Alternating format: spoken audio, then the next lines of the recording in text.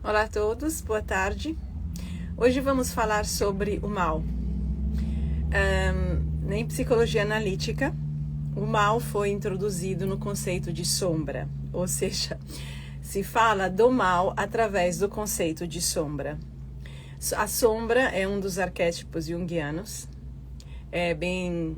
A sombra é, na verdade, um dos arquétipos mais importantes, porque tem uma função muito importante. Quando que aparece a sombra? A sombra aparece na nossa relação, né, primeira com o inconsciente. Ou seja, no momento em que a gente, quem é a gente? Melhor explicar. É a consciência, você consciente, você como se conhece, entra em contato com os teus conteúdos inconscientes. A sombra foi considerada por Jung uma das funções principais porque permite a integração na consciência de conteúdos que foram reprimidos. Os conteúdos reprimidos pela consciência, ou seja, em linguagem, é difícil às vezes falar porque quem está falando, quer dizer, quem está ouvindo, quem está falando, quem é você, né? Você é aquilo que você pensa de você. O que tem uma limitação aí, porque se você se pensa como uma pessoa boa, você não vai poder aceitar aquilo que não é bom.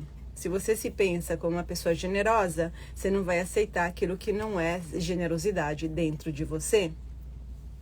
Então o eu tem um conflito interno, ele vive um conflito interno. Eu estou dando exemplos bem simples, mas a realidade é bem complexa, porque é mais sutil, né? Não é tão óbvia.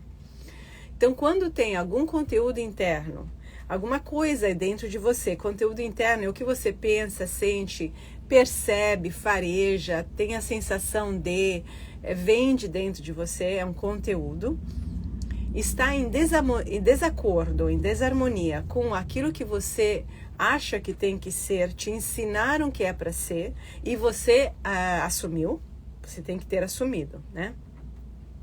Então, você realmente concorda numa forma de ser e você desenvolveu ao longo dos anos esse modo de ser, com ele se identificou, ele é a tua identidade, é a forma como você se apresenta ao mundo, mas também é a forma como você se apresenta a você mesma, pensa sobre você. Então, tudo aquilo que está em desacordo com isso é relegado, é afastado da consciência. Porque a consciência, ela é um pouco bobinha, né? Na verdade, né? O eu é um pouco bobo. Ele acha que só de não enxergar uma coisa, ela para de existir. Então se nega. Tipo, se eu coloco os óculos e eu enxergo certas coisas, é só não colocar o óculos, eu não enxergo mais. Não vejo, logo não existe. E se alguém aponta aquele traço para mim, eu nego. Eu não vejo, não existe. Então, não é nem a consciência, na verdade, isso aqui é uma mentalidade, mas que é a mentalidade muito comum hoje na consciência coletiva e individual. Pelo fato de você não ver, não existe. E se o outro vê, é porque o outro está enganado. Pode até ser, na verdade, pode ser realmente que não exista. Mas como saber? Como você vai saber? Não tem como saber. Porque você não se deu o trabalho de olhar e de analisar, né? De analisar a situação. Tipo, no quarto aqui ao lado tem alguém tocando saxofone, tocando piano, fazendo barulho, gritando. Eu nego, porque eu não quero saber dessa realidade, eu consigo vedar meus ouvidos e não ouvir.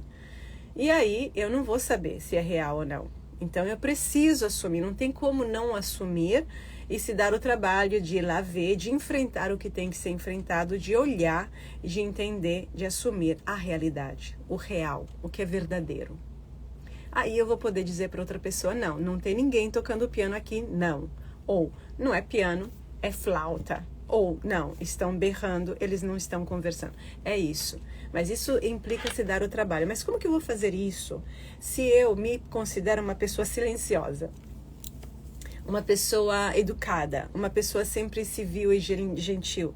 Não vou poder fazer isso. Então esse é o engodo no qual a consciência que não sabe de si como um todo maior sempre se encontra. Daí a dificuldade de fazer um trabalho profundo de autoconhecimento. Porque como que você vai negar quem você é? Isso não quer dizer então que você não seja também uma pessoa silenciosa, vocês ouviram, falei também. Então com a psicanálise e sobretudo com Jung, vem à tona uma outra realidade. Eu sou, e a Montefosco expressa isso muito bem, eu estou falando na linguagem dela, na verdade. Eu sou a pessoa que toma conhecimento das coisas. E as coisas das quais eu tomo conhecimento, coincidentemente, são coisas que dizem respeito a muitas pessoas. Não são só minhas. Eu tomo conhecimento de realidades que dizem respeito ao humano. Então, se eu me responsabilizo pelas minhas, e eu vou ver o que significa, mas isso já fora daquele superego, que é da consciência coletiva, que me coloca no lugar do bem, do mal, do certo, do errado, etc. Tem algo a mais. Claro que tem coisas erradas, independentemente de qualquer psicologia do mundo, né? Matar alguém e estuprar, fazer coisas são erradas. E pronto, não tem o que fazer. Mas quando a gente trabalha em psicologia, a gente percebe que o que a pessoa está acostumada a pensar como errado, nem sempre é errado. Do ponto de vista de qual? Do ponto de vista do processo evolutivo da pessoa. Por exemplo, é fácil falar isso, porque as pessoas hoje sabem disso. Não se pode falar sempre sim. Todo mundo sabe disso, né? Fazer, que é bom, como é que é? O meu não, o meu sim, que não são livres, nascem de um sentimento de obrigação que está grudado. A outra face é o sentimento de culpa. Fora que tem os interesses também no meio. Então, se eu não trabalho isso tudo, não tenho como ser livre para dizer o meu sim e meu não livremente. Eu não sou uma pessoa livre. Para eu conseguir enxergar isso, eu tenho que me ver num lugar maior, não é? Num lugar maior. A evolução humana consiste, entre outras coisas, em ser livres. Livre de dar o meu sim, livre de dar o meu não. Então, deste ponto de vista, o certo é aprender a ser livres, aprender a dizer sim e aprender a dizer não. Esse é o certo do ponto de vista evolutivo. E vale em qualquer lugar do mundo. Qualquer lugar do mundo vale. A evolução humana vai sempre na mesma direção para todo mundo. E é uma evolução de consciência, porque eu me dou conta. É só me dando conta, que não é só mental, assim, falando uma conversinha, e aprendendo a trabalhar, a como funciona o mecanismo interno, e aprendendo a trabalhar e assumindo a responsabilidade pelo meu sim e pelo meu não. É que eu posso de fato evoluir. E aí eu entendo que o meu sim, dado em certas condições em que eu não estou livre, é errado. É errado. Mesmo que meu marido queira, minha esposa queira, todos os meus amigos vão achar que eu sou chata. A sociedade, a igreja, né? A igreja e etc, etc. Então, qual é o verdadeiro sim e o verdadeiro não? Para ele ser verdadeiro, tem que nascer de dentro de você, ser um ato livre e responsável. Não é o sim do deixa para lá ou não de mandar para aquele lugar. É um sim responsável. Você assume as consequências do sim e do não. Senão é infantil. Então existe uma evolução. É por isso que quando a gente trabalha com a sombra, ela nem sempre trabalha com a sombra. Quando a gente faz psicanálise profunda, a gente sempre trabalha com a sombra, sempre entra em contato com a sombra. A sombra nem sempre é uma coisa ruim. Eu já encontrei essa situação muitas vezes. Numa mulher bem submissa ou um homem submisso, a sombra pode ser realmente o guerreiro. Pode ser a vontade de dizer não. Pode ser as verdades. Quantas vezes encontrei isso? As verdades que você via lá atrás. Muitas vezes as crianças, quando criança você enxergava as verdades. Criança, pré-adolescente, início da adolescência. E depois você apagou. porque não sabia o que fazer com aquilo, era minoria, não entendia o que estava acontecendo direito, assim como um adulto poderia entender, e aí você se integrou no grupo, você baixou a cabeça, você engoliu o sapo, se adaptou, não tinha outra solução talvez, e aí você perdeu as suas verdades, ou seja, você as jogou de escanteio. E elas ficaram guardadas e ficaram escondidas e esquecidas. Formam a sombra. A sombra, obviamente, tradicionalmente, também são todas as coisas que de fato a gente ninguém gostaria.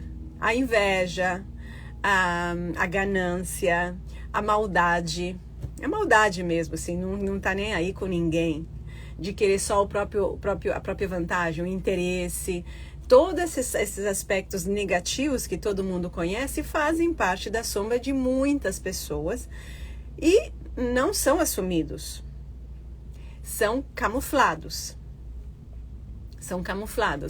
Muita coisa é camuflada. Também a pessoa que fala assim pode, por obrigação, mas ela quer parecer uma pessoa que é livre, pode camuflar esse sim. Hoje em dia é tão complexo, eu vejo tantas artimanhas, tantas acrobacias para fingir-se evoluído, fingir-se democrático, fingir-se livre, fingir-se de sucesso, fingir-se feliz. Mas o problema, quando a gente trabalha com psicanálise, é que a questão é dentro, assim, é um problema porque esse jogo é feito dentro da cabeça da pessoa. Essa é a dificuldade, porque não é uma coisa tipo num tribunal, a pessoa tá ali, o imputado, ele fez alguma coisa, todo mundo viu, ou tem muita gente que viu, sabe? Não, dentro, a questão do psicológico é muito complicado e é o ponto crucial para fazer qualquer mudança. Porque a pessoa nega para ela mesma, a pessoa aprende a inventar desculpas, ela cria um personagem para si próprio. A questão da persona da qual Jung falou, Jung colocava persona e sombra contrapostas, né? Mas e entre elas estaria o eu. Na verdade, esse eu, que é a tua identidade, a identidade de cada um, é a persona. Na verdade, não tem um eu. É com a psicanálise de Montefosque que a gente consegue superar com um grande trabalho a identificação com a persona. A persona é como você quer ser visto e como você quer se ver, que nasce de como você foi criado, das coisas que você teve que engolir, das coisas que você teve que acreditar, aprender a ser. Abraçou, fez delas uma profissão e você vende isso em todos os lugares, na tua profissão e em casa. Que depois em casa você possa mostrar outras faces de você, é só uma interface da mesma situação. É só uma interface. Então, hoje que eu vejo as pessoas, elas estão tão acostumadas a fingir consigo mesmas, que é muito complicado, que é somente o sintoma. A única salvação é o sintoma, o mal-estar. Quando esse mal-estar consegue atravessar várias camadas de repressão da consciência para chegar a ser ouvido e quem sabe encontrar uma consciência com vontade de entender, com vontade de superar de verdade. Porque senão não tem solução. É muito fingimento para manter uma pose, porque não tem como você ser uma pessoa para o mundo, sei lá, 10, 15 horas por dia e depois virar outra. Não existe isso. Você continua sendo a mesma pessoa. Você tem efeitos, você recebe efeitos colaterais, porque se você tem que ser, por exemplo, sempre alegre, de bom humor, sempre ativo, é óbvio que isso vai gerar um recuo, né? Um recuo depressivo, porque não é natural, não é do nosso organismo, não é da nossa psique estar sempre nesse pique. Não tem como. Você vai ter que tomar remédio, vai ter que beber, vai ter que tomar mais café, vai ter que se drogar para manter isso, porque não é natural. Afinal, nós continuamos tendo um corpo animal, precisamos inspirar e expirar, precisamos pausar, precisamos estar acordado e precisamos dormir, precisamos de pausas. A sociedade na qual a gente vive hoje não permite isso. Tem que estar sempre ativo, sempre legal, sempre bem, sempre tudo e sempre com muita coisa. E, obviamente, tem um recuo psicológico que vem na tristeza, na depressão, no encolhimento, no silêncio e na aparência de ser uma pessoa tímida, na verdade, ou introvertida. Na verdade, você está naquele desequilíbrio, numa vida desequilibrada. Então, nesse panorama, qual que seria a sombra? Seria a necessidade de uma vida verdadeira. Uma vida em que todas as tuas partes, né, tudo aquilo que você pudesse ter legitimidade. Então, ser alegres, se você tem esse perfil de ser uma pessoa animada, isso é teu, muito bem, é teu, mas também é ter uma outra coisa e uma outra e uma outra e uma outra. Poder expressar a própria personalidade 360 graus. Jung dizia que nós estamos em tempos de não mais de perfeição. E ele falava isso décadas e décadas atrás. A busca pela perfeição gera necessariamente muito desequilíbrio. E é como a ponta, né? É como chegar, é como um arranha-céu. A base é muito estreita. Nós estamos em tempos agora de completude, que é o oposto do equilíbrio. A completude é poder expressar todos os próprios aspectos. Legitimamente. Então, o círculo é o exemplo da completude. A mandala, que é um instrumento do equilíbrio psíquico, né? Fazer mandala, etc. Então, agora, para a gente chegar nessa completude, que é o que dá serenidade de espírito, que todo mundo busca, precisa se desvincular de uma série de valores, né? que prendem, que são as correntes que prendem. Que são os condicionamentos que a gente tem dentro e que tem fora. A sociedade, o que obriga os pais, os filhos, esposas, maridos, os teus medos. Você também está acostumado a se ver de um certo modo. Não é simples mudar. Não é simples aceitar, sei lá, que você está triste. Gente que não consegue aceitar que está triste. E viver a tristeza. Não só estar triste, mas viver a tristeza. Como se fosse proibido e já fosse sinal de depressão profunda. Olha o nível de alienação. Às vezes a tristeza está relacionada simplesmente ao teu corpo que está exausto. A tristeza do teu coração que não pode se expressar de verdade. A tristeza precisa ser ouvida, como todos os outros sentimentos. É um sintoma. E não tem nenhum problema. Porque o processo, quem você é quem toma conhecimento disso. É a pessoa responsável que vai ouvir. É como se você fosse o rei ou a rainha de uma grande população. E você tem que aprender a ouvir cada voz dentro de você. É claro que você vai ter que desistir de ser uma desses personagens só. Então, o mal virou mal-estar.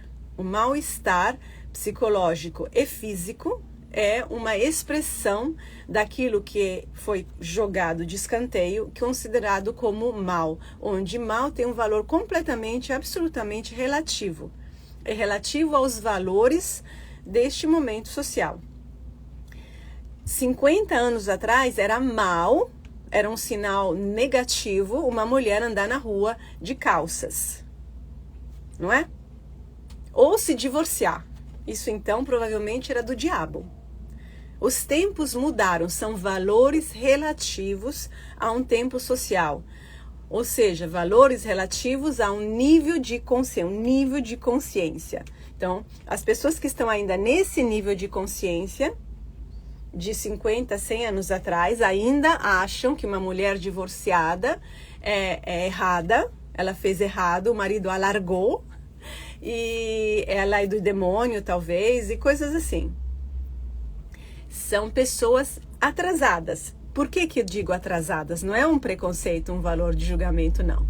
É porque antigamente era a maioria que pensava assim. Hoje, não. É atrasado porque pertence a um tempo que já passou. Graças a Deus, né? Eu sou mulher, graças a Deus. Então, atrasado evolutivamente. Evolutivamente.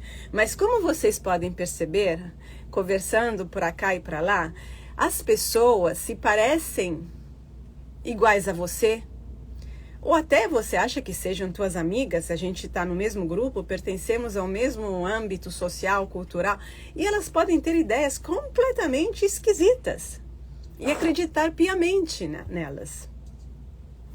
Então, não se fiem das aparências. O que importa é o que tem dentro, e esse tem dentro tem a ver com o nível de consciência. Outro dia eu fiz uma live sobre a família e pátria como instituições obsoletas. No meu nível de consciência, isso daqui está para trás. Não que eu possa não ter uma família, ou que eu vou desprezar uma família. Significa que eu não vou endeusar uma família e não endeuso a pátria. Significa isso. Não é desprezar a experiência. É não valorizar a experiência ao ponto de sufocar a minha realidade pessoal, as minhas verdades, como eu vejo muitas pessoas fazem. Elas vendem a alma para a família, em nome da família. Perdem a si próprias, abdicam da sua liberdade de escolha, negam as próprias verdades pela família.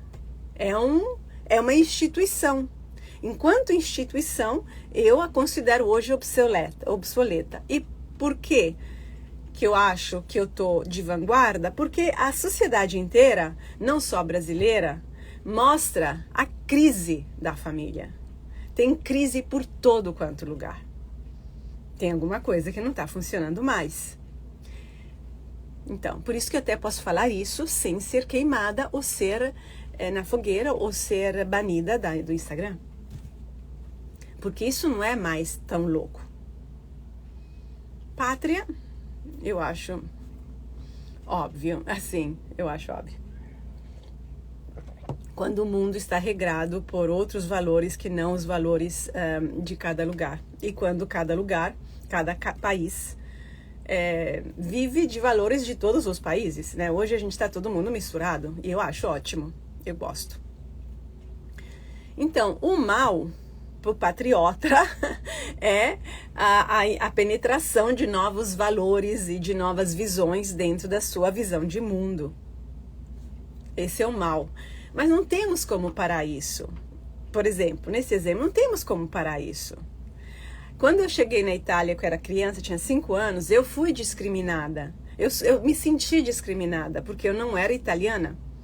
E era um país muito fechado. A Itália é muito fechada. Assim, muito. Eu tinha colegas, pequenininha, né, na escola de natação. Eu me lembro uma menina me olhando, tentando, teu lábio é maior, você é negra. Porque eu era branca para eles. E como que eu podia ser brasileira se eu sou branca? É muita ignorância, sim, muita ignorância. Mas todo país tem muita ignorância dos outros países. Hoje a Itália está cheia de gente de todas as cores.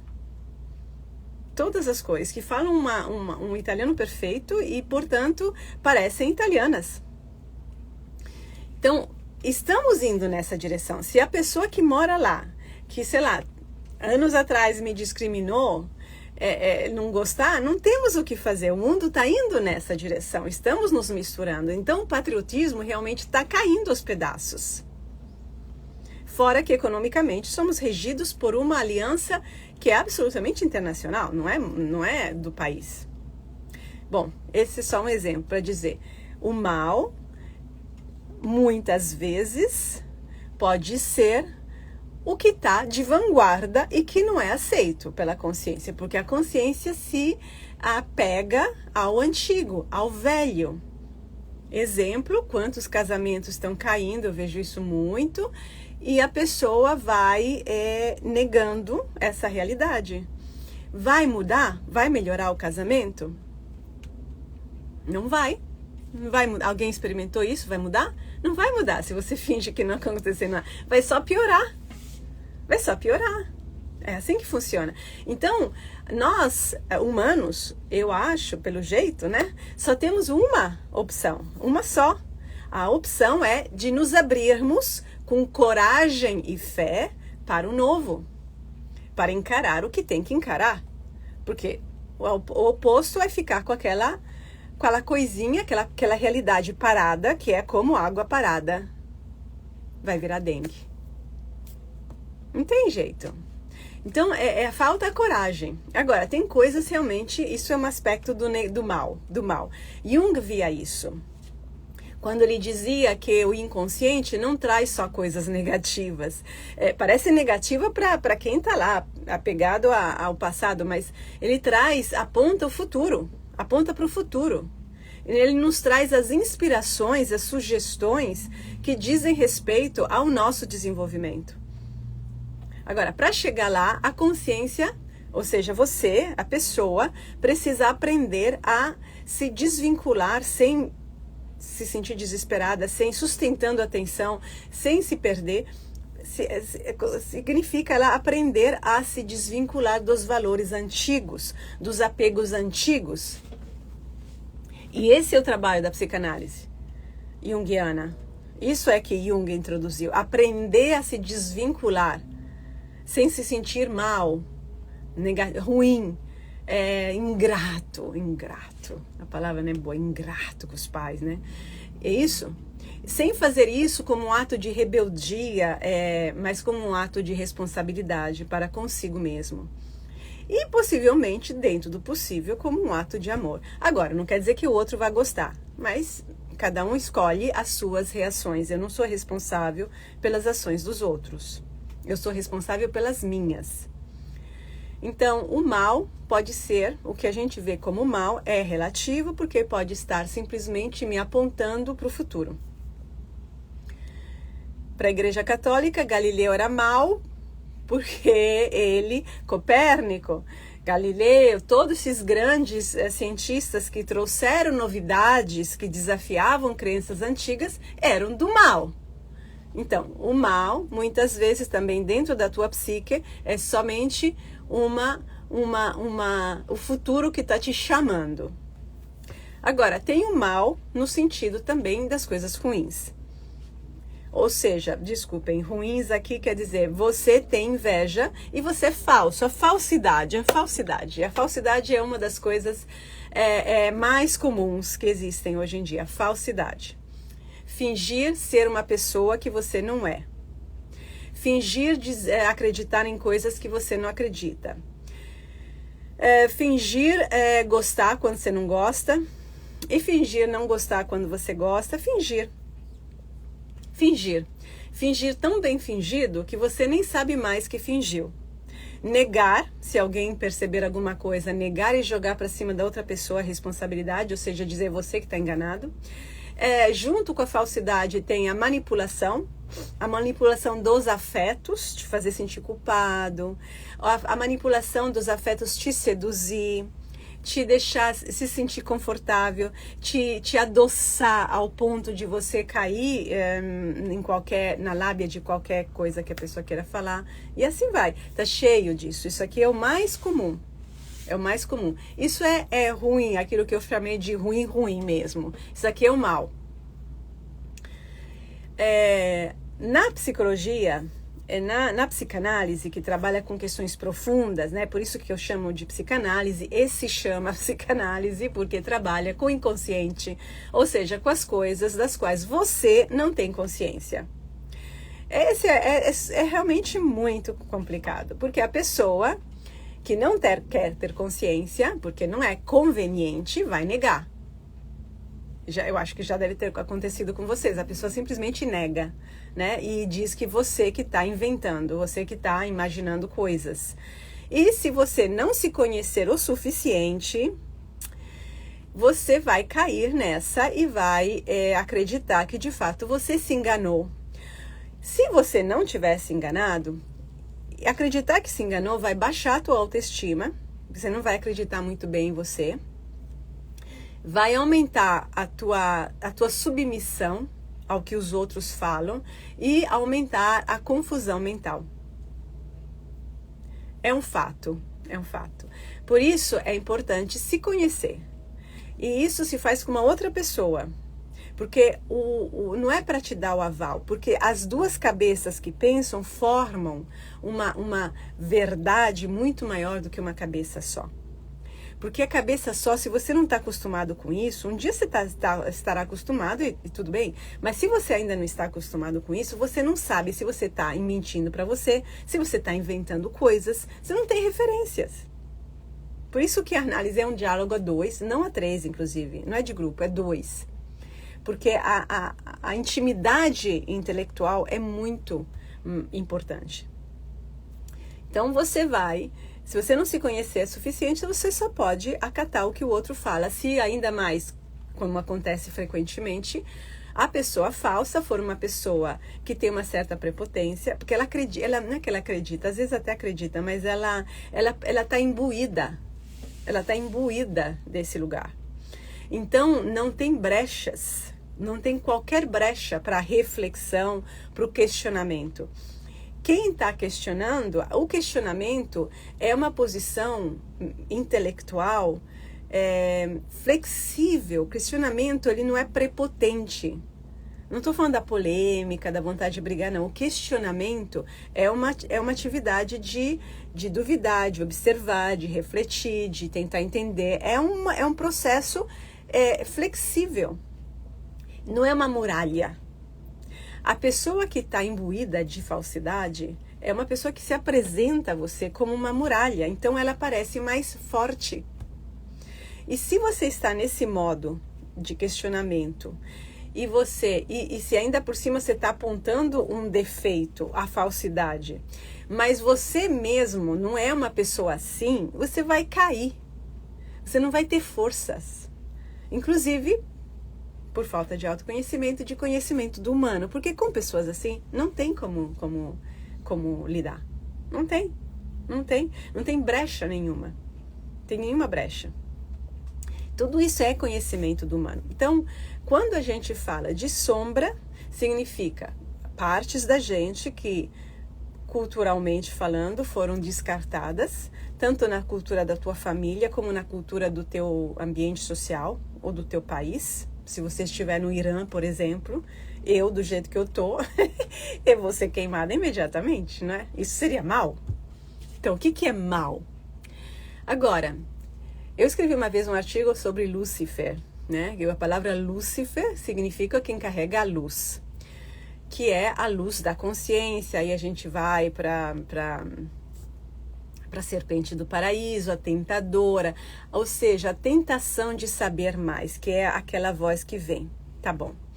Mas tem um outro mal, é o mal, o mal do negativo, da destruição, da soberania prepotente sobre o outro, da posse, da ganância, da falsidade, que é a couraça, porque o mal não se apresenta como mal, não é bobo.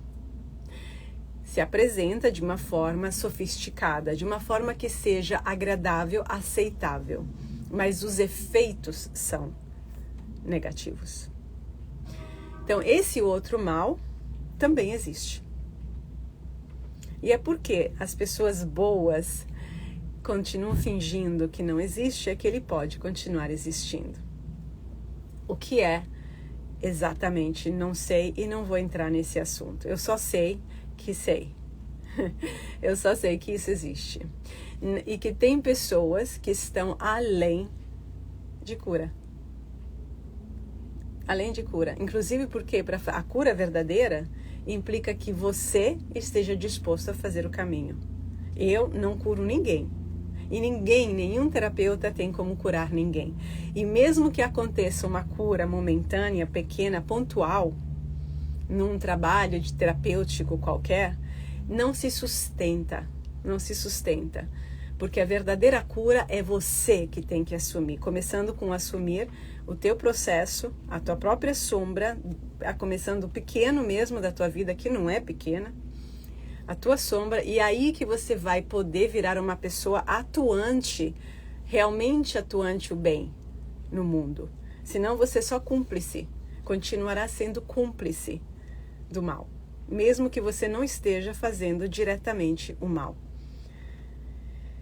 Bom, é isso que eu queria falar. Qualquer comentário podem deixar aqui nas legendas, embaixo aqui do vídeo. E aguardo vocês para a próxima live. Um abraço, até a próxima.